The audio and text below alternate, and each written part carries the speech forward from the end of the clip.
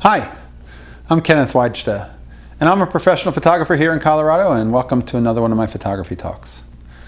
Today I want to talk about generating leads, and it may sound like, you would go to networking events or you would send out emails and solicit businesses, but I'm going to come up with a completely different idea. This happened to me a couple of days ago. I was at a bookstore, a used bookstore in Denver, and I had taken a ride down to do some business, and then while I was down there I had some time. I went to the bookstore and I asked if there were any sections on photographers, and I ended up buying a book on photography, on a photographer. And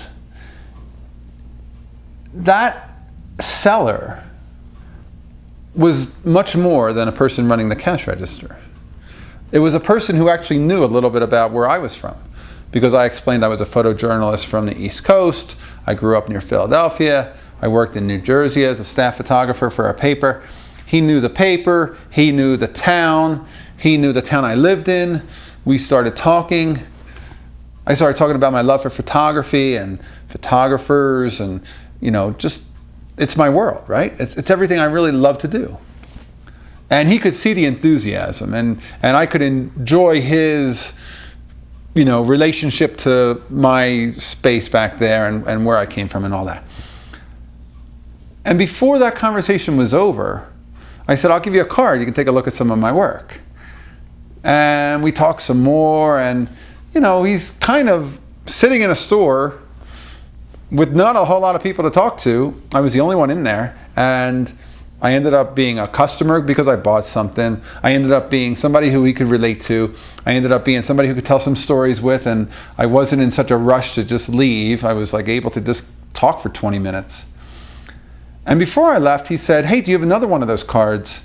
I'll give it to my son. He's the marketing director for a major company in Denver. And I said, absolutely, that would be great. And I thanked him before I left, and I got his name, and it was one of those things where I wasn't working to be promotional. I wasn't trying to make a lead. I was just being me. And I was being me, enthused about photography and enthused about the creativity in the world that I'm in. And he completely connected to that, and it became a lead. And that would be one of those things where I would say, carry your camera everywhere. I was wearing a photo vest that day, and so he suspected I was a photographer. Carry your camera everywhere.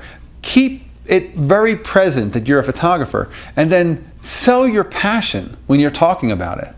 Not because you're trying to get jobs, not because you're desperate for business, but so much because you just love it that much.